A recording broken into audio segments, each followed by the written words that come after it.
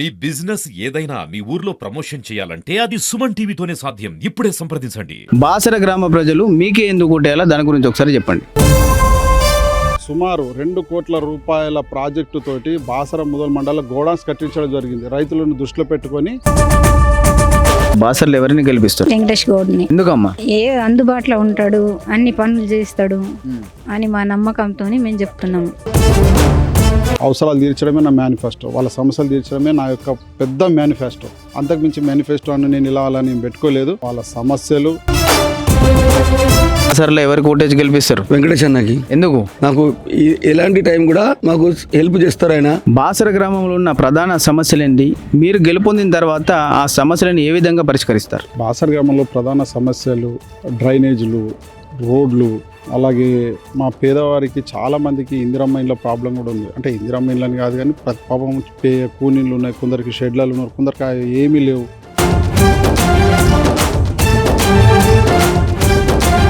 సరే చెప్పండి, దేశంలోనే సుప్రసిద్ధ ఆలయం ఈ బాసర అమ్మవారి ఆలయం.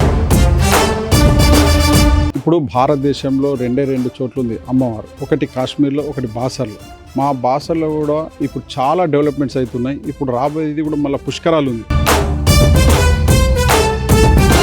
కుల మతాలకు అతీతంగా అన్ని వర్గాల ప్రజలకు న్యాయం చేస్తానని ఈ అమ్మవారి సాక్షిగా ప్రమాణం చేసి చెప్తున్నాను. హాయ్, హలో, నమస్తే, వెల్కమ్ టు సుమన్ టీవీ. నేను మీ ముద్దం విక్రమ్.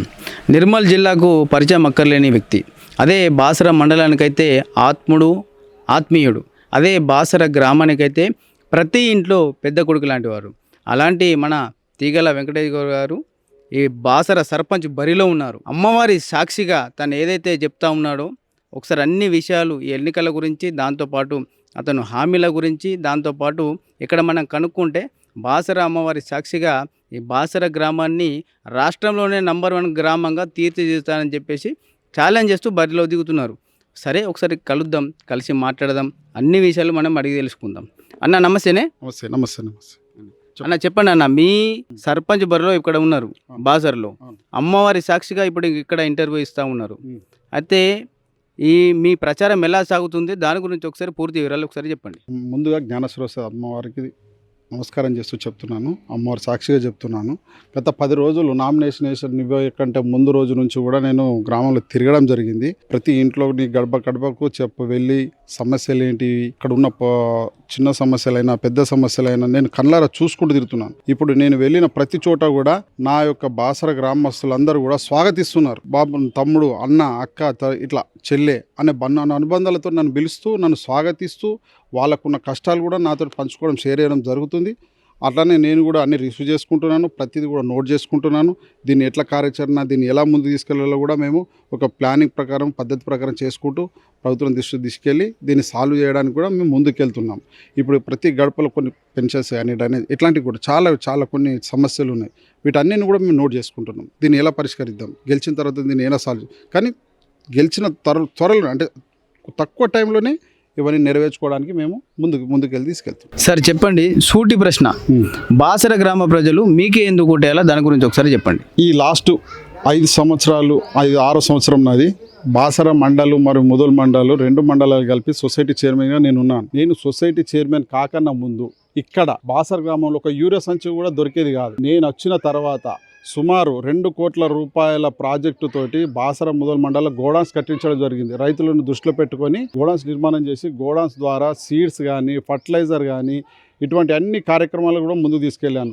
అలాగే రైతులకు ఇది చిన్న స్వల్పకాలిక రుణాలు, దీర్ఘకాలిక రుణాలు ఇలాంటివి కూడా చాలా ఇప్పించడం జరిగింది. రైతులకు ఎంత సేవ చేయాలనో అంత సేవ మ్యాక్సిమం 100% చేశాను, ఇంకా చేస్తాను. ఇంకా కొన్ని కూడా రైతులకు విషయంలో కూడా మేము చాలా చేసేనే ఉన్నాం. ఇప్పుడు 6 ఏళ్లలో కూడా ఎక్కడ మచ్చ లేకుండా ఎరువులు నా సొంత ప్లేస్లో కూడా మేము గోడౌన్స్ లేకున్నా కానీ కొన్ని కొనుగోళ్ళల్లో కూడా నేను ప్రైవేట్ వ్యక్తులకు మాట్లాడి చేయడం జరిగింది. ఆ కొనుగోలు కూడా చేయడం జరిగింది. ఇప్పుడు కూడా అన్న ప్రజెంట్ సోయాబీన్ కొనుగోలు జరుగుతుంది, చేపిస్తాను. నాకు ఎంతవరకు ఒప్పుకున్నాను అంతవరకు నా రైతన్నలకు నేను సేవ చేస్తాను. ఈరోజు 6 సంవత్సరాల నుంచి నేను వాళ్ళ రైతన్నల యొక్క సేవ చేయడంలో నేను సంతృప్తిగా ఉన్నాను. వాళ్ళ ఆశీస్సులతో ఇలా బాసర గ్రామానికి మళ్ళీ సర్పంచ్గా పోటీలో బరిలో ఉన్నాను. తప్పకుండా నా రైతన్నల అండదండలతో నేను ఈరోజు సర్పంచ్ గెలుస్తానని అనుకుంటున్నాను. సార్ చెప్పండి, మీ మేనిఫెస్టో ఏంటి? మీరు పర్సనల్గా ఇచ్చే హామీలు ఏమైనా ఉన్నాయా? మేనిఫెస్టో ఏముంది సార్, మా బాసర గ్రామ ప్రజల యొక్క అవసరాలు తీర్చడమే నా మేనిఫెస్టో, వాళ్ళ సమస్యలు తీర్చడమే నా యొక్క పెద్ద మేనిఫెస్టో. అంతకుమించి మేనిఫెస్టో అని నేను ఇలా అలా నేను పెట్టుకోలేదు. వాళ్ళ సమస్యలు వాళ్ళు సాటిస్ఫై కావాలి, అదే నా మేనిఫెస్టో. వాళ్ళ సమస్యలు తీర్చడం నా పెద్ద మేనిఫెస్టో. నా బాసర గ్రామ ప్రజల యొక్క సమస్యలు ఏవైతున్నాయో అదే నాకు పెద్ద మేనిఫెస్టో. దాన్ని తీర్చడమే నాది పని. ఇంకా వేరే ప్రత్యేకించి ఏం మేనిఫెస్టో పెట్టుకొని నేను అది చేస్తా ఇది చేస్తానని చెప్పడం లేదు. నా ప్రజల సమస్యలు ఏంటియో అదే నా మేనిఫెస్టో. సార్ చెప్పండి, బాసర గ్రామంలో ఉన్న ప్రధాన సమస్యలు ఏంటి? మీరు గెలుపొందిన తర్వాత ఆ సమస్యలను ఏ విధంగా పరిష్కరిస్తారు? బాసర గ్రామంలో ప్రధాన సమస్యలు డ్రైనేజీలు, రోడ్లు, అలాగే మా పేదవారికి చాలామందికి ఇందిరమ్మ ఇండ్ల ప్రాబ్లం కూడా ఉంది. అంటే ఇందిరమ్మ ఇండ్లని కాదు కానీ పాపం కూనీళ్ళు ఉన్నాయి, కొందరికి షెడ్లలో ఉన్నారు, కొందరికి ఏమీ లేవు, రెంట్ పర్పస్ ఉన్నారు. వాళ్ళందరికీ కూడా నేను గెలిచిన తర్వాత మ్యాక్సిమంగా తొందరలోనే మా ప్రభుత్వంతో పెద్దలతో మాట్లాడి వాళ్ళకి ఇండ్లు కట్టించి వాళ్ళ సంతోషమే నా సంతోషంగా భావిస్తాను. ముఖ్యంగా ఈ పెన్షన్స్ కానీ ఇండ్లు కానీ ఫస్ట్గా నేను అదే చేయాలనుకుంటున్నాను. వాళ్ళు ఏదైతే పాపం ఇబ్బంది ఉన్నారో నా ప్రధానంగా అవే సమస్యలు వస్తున్నాయి. రోడ్లు, డ్రైనేజీలు, స్ట్రీట్ లైట్స్, ఇండ్లు లేవు పాపం పేదవాళ్ళు. అలాగే పెన్షన్ రాక చాలామంది బాధపడుతున్నారు. ఇవి ముందుగా సాల్వ్ చేయడానికే నా యొక్క ఎజెండాగా పెట్టుకుంటున్నాను. వాళ్ళకి ఎంత తొందరగా చేయాలో దానిపైన నేను ఫోకస్ పెడుతున్నాను. పెద్దలతో మాట్లాడి ఎక్కువలే ఇప్పుడు మనం 170 వచ్చినాయి, ఇంకొక 200, 500 ఇట్లా మా పెద్ద ప్రభుత్వంతో మాట్లాడి వాళ్ళని ఖచ్చితంగా ఇండ్లు కట్టించి తీరాలని నా కోరిక. ఈ అమ్మవారి సాక్షిగా వాళ్ళకి కట్టిస్తాను. అది నా కళ, ఎట్టి పరిస్థితుల్లో కట్టిస్తాను. సార్ చెప్పండి, బాసర గ్రామంలో ఉన్న రైతుల కొరకు, మహిళల కొరకు, యువత కొరకు మీరు గెలుపొందిన తర్వాత ఏం చేస్తారో వాటి గురించి ఒకసారి చెప్పండి. నేను ఇప్పుడున్న 5 సంవత్సరాల్లో రైతన్నలకు సేవ చేస్తూనే ఉన్నాను, నిరంతరం సేవ చేస్తూనే ఉంటాను. అలాగే మా రైతులకు ఏదైతే ఇప్పుడు ప్యాడీ కనుగోలు కానీ, అలాగే సోయాబీన్ కానీ, బెంగాల్స్ గ్రామ్స్ కానీ, సీడ్స్ కానీ, ఫర్టిలైజర్ కానీ ఈ ఉన్న 6 సంవత్సరాలు ఎలాగ సర్వీస్ చేశాను. నేను గెలిచిన తర్వాత కూడా 5 సంవత్సరాలు కూడా ఇలాగే సర్వీస్ చేసి వాళ్ళ రైతన్నల అండదండల మంచి కోరుతూ నా పైన ఆశీర్వాదం ఉండాలని చెప్పేసి నేను కోరుకుంటున్నాను. ఈ 5 సంవత్సరాలు కూడా నేను గెలిచిన తర్వాత ఖచ్చితంగా అదే బాటలో ఉంటాను. అలాగే మీరు అన్నట్టు ఇప్పుడు మహిళలు కూడా ఇప్పుడు పెన్షన్స్ ఉన్నాయి. ఏది విడవ పెన్షన్ వస్తలేదు, కొందరికి బీడీ పెన్షన్ ఉన్నది.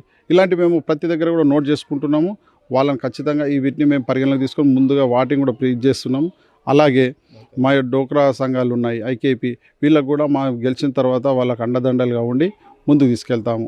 అలాగే వృద్ధులు ఉన్నారు కదా, వృద్ధులకు పాపం పింఛన్స్ లేవు, చాలామంది పింఛన్స్ లేవు. వాటిని కూడా మేము పరిగణలోకి తీసుకుంటున్నాము, అన్ని నోట్ చేసుకుంటున్నాము. వృద్ధులకు కూడా మేము చాలా అంటే మొన్న కూడా సమగ్ర సర్వే అని చెప్పేసి జరిగింది. దాంట్లో కూడా కొన్ని పెన్షన్స్ రాలేవు. వాటిని కూడా ప్రభుత్వం దృష్టికి తీసుకెళ్ళి వాళ్ళకు కూడా పెన్షన్స్ వచ్చే విధంగా మేము ముందు ప్రణాళికలు తయారు చేసుకుంటున్నాము. వికలాంగులు ఉన్నారు. ఇప్పుడు వికలాంగులు కూడా చాలామందికి పాపం వస్తుంది, పెన్షన్ వస్తుంది, కానీ వాళ్ళు కూడా ఈ పెన్షన్ సరిపోవట్లేదు. మొన్న వెళ్ళాను నేను ఒక ఎస్సీ కాలనీలో, పాపం ఒక వికలాంగులు ఒక సోదరి చెప్పింది, అన్న మాకు పెన్షన్ వస్తుంది కానీ ఇది సరిపోవట్లేదు, దీనికి తగ్గట్టు ఇంకేదైనా మాకు చిన్న ఉపాధి కల్పించండి అని అంటే నేను చెప్పినాను, అమ్మ పిజే ఒక చిన్న ఏదైనా సహకార సంఘంలో ఇది ఇందిరమ్మాయి కానీ ఏవైనా ఉంటాయి, దాంట్లో నేను మీకు ఏదైనా చేసి దాన్ని సెట్ చేస్తాను. ఇట్లాంటి చాలా ఉన్నాయి. వికలాంగులకు కూడా మేము ముందుకు తీసుకెళ్తాము ఒక ప్రణాళిక ప్రకారం గెలిచిన తర్వాత. యువత వచ్చేసి చాలా అంటే చాలా పాపం నిస్పృహలు ఉన్నారు. ఎట్లా అంటే ఉద్యోగాలు లేక ఇలా కాదు, మనం ప్రతి ఒక్కరికి ఉద్యోగం రావాలని లేదు, మనం ఉద్యోగం చేయాలని కూడా లేదు. మన స్వశక్తి ఇప్పుడు మనం ఏదైతే పని చేయాలనుకుంటున్నామో వాళ్ళకు నేను వెన్నుదన్నుగా ఉంటాను. ఎట్లాగంటే పిఎంఈజీపీ ఉంది, దాంట్లో స్కీమ్ ఉంది, ఇప్పుడు సబ్సిడీ ఉంది. మనకు బ్యాంక్ లోన్ కావాలి, నేను బ్యాంక్ లోన్ నేను ముందుండి మీకు ఇప్పిస్తాను. మీరు ఎవరైనా సరే యువత ముందుకు రండి, నేను ఈ బిజినెస్ ఏదైనా బిజినెస్ చేసుకోండి, ట్రాక్టర్ కానీ ఏదైనా కానీ, చిన్న దుకాణం కానీ పెద్ద దుకాణం కానీ, ఇంకా 10 మంది యూనిట్ అయి కానీ, ఇలాంటి చాలా ఉన్నాయి. మీరు ముందుకు రండి, దాని ద్వారా కూడా నేను మీకు ఖచ్చితంగా బ్యాంక్ లోన్ ఇప్పించి మీకు అండగా ఉండి మిమ్మల్ని ముందుకు తీసుకెళ్తాను. అలాగే ఇప్పుడు కొన్ని స్కిల్స్ ఉన్నాయి, ఏది యువతకు స్కిల్స్ అని చెప్పేసి గవర్నమెంట్ నుంచి వాళ్ళ బృందాలను పిలిపిస్తాము. వాళ్ళ ద్వారా కూడా మీకు యువతకు ఎంతైతే అంత చేయిస్తాను. అట్లాగే కొన్ని బృందాలను కూడా వేరే ప్రైవేట్ కంపెనీస్ వాళ్ళని కూడా పిలిచేసి మా యువతలో ఎందరైతే ఉన్నారో వాళ్ళకు కూడా ఉపాధి కల్పించేటట్టు ప్రయత్నం చేస్తాను. కుల మతాలకు అతీతంగా అన్ని వర్గాల ప్రజలకు న్యాయం చేస్తానని ఈ అమ్మవారి సాక్షిగా ప్రమాణం చేసి చెప్తున్నాను. సరే చెప్పండి, దేశంలోనే సుప్రసిద్ధ ఆలయం ఈ బాసర అమ్మవారి ఆలయం. ఈ టెంపుల్ డెవలప్మెంట్ కొరకు మీరు గెలుపొందిన తర్వాత తీసుకున్న చర్యలేంటి దాని గురించి చెప్పండి సార్. ఇప్పుడు భారతదేశంలో రెండు చోట్ల ఉంది అమ్మవారు. ఒకటి కాశ్మీర్లో, ఒకటి బాసర్లో. మా బాసర్లో కూడా ఇప్పుడు చాలా డెవలప్మెంట్స్ అవుతున్నాయి. ఇప్పుడు రాబోయేది కూడా మళ్ళీ పుష్కరాలు ఉంది. దాని గురించి కూడా మేము ప్రభుత్వం దృష్టికి నేను గెలిచిన తర్వాత ఎటువంటి ఇంతకుముందు ఎంతమంది భక్తులు అయితే వచ్చారో ఇప్పుడు కూడా అంతకంటే ఎక్కువ వస్తారని నేను అనుకుంటున్నాను. దానికి ప్రకారంగా మేము ప్రభుత్వంతో ముందే ప్రణాళికలు రూపొందించుకొని బాసరను తెలంగాణలో యావత్ ఇండియా నుంచి ఇక్కడ వచ్చేసి పుష్కరాలలో ఇక్కడ స్నానం చేసి అమ్మవారి ఆశీస్సు తీసుకునే విధంగా ఏర్పాట్లను మేము చేస్తాము. ఇప్పుడు ఇక్కడ ఉన్నవి కూడా కొన్ని సమస్యలు ఉన్నాయి. మా అభివృద్ధి కానీ ఇటువంటివి ఉన్నాయి. ఇవి కూడా మేము ప్రభుత్వం దృష్టికి తీసుకెళ్ళి ఖచ్చితంగా మేము మా ఈ 5 ఏళ్ల పాలనలో అమ్మవారి క్షేత్రాన్ని పని కట్టుకొని దీనికి ఏదైతే మాకు భక్తులు ఎంత ఇబ్బంది పడుతున్నారో ఆ ఇబ్బందులు అనేవి ఇక్కడ ఏం కనిపించకుండా చేస్తామని చెప్పేసి కూడా మేము ఒక వ్యూహం ప్రకారం మేము ముందుకు వెళ్తాం. ప్రభుత్వంతో మాట్లాడి ఇవన్నీ సెట్ చేద్దామని మేము అనుకుంటున్నాం. దానితో పాటు మా బాసర మాస్టర్ ప్లాన్, అమ్మవారిది మాస్టర్ ప్లాన్ 50 కోట్ల రూపాయల మాస్టర్ ప్లాన్ రావడం జరిగింది. దాన్ని కూడా మేము గెలిచిన తర్వాత తప్పకుండా అతి త్వరలో దాని యొక్క మాస్టర్ ప్లాన్ అమలు అయ్యే విధంగా మా పెద్దలు ఎండోమెంట్ మినిస్టర్ కానీ మా అధికారులు కానీ అందరితోటి ఎంత తొందరగా అంటే అంత తొందరగా ప్లాన్ అమలు అయ్యే విధంగా మేము చూస్తాము. ఈ అమ్మవారి బాసర టెంపుల్ అభివృద్ధిని మేము ముందుకు తీసుకెళ్ళాలన్న దృక్పథంతో ఆ సంకల్పంతో మేము పనిచేస్తున్నాము. అదేవిధంగా మేము గెలిచిన తర్వాత ఫస్ట్గా అదే ముందుగా చేస్తామని చెప్పేసి కూడా నేను అనుకుంటున్నాను. అట్లా బాసర ప్రజలారా ఆలోచన చేయండి. అన్నగారు ప్యాక్స్ చైర్మన్గా పదవిలో ఉన్నారు. అయినా కానీ ఇక్కడ బాసర గ్రామాన్ని అభివృద్ధి చేద్దామన్న ఉద్దేశంతో ఇప్పుడు సర్పంచ్ బరిలో నిల్చుంటున్నాడు. అనుభవం ఉన్నది, మంచి మనిషి, ప్రజలను ఎప్పుడన్నా కానీ సమస్యల్లో ఉన్నప్పుడు తోడుండే వ్యక్తి. ఖచ్చితంగా బాసర ప్రజలారా ఆలోచన చేయండి, అభివృద్ధికి ఓటేయండి.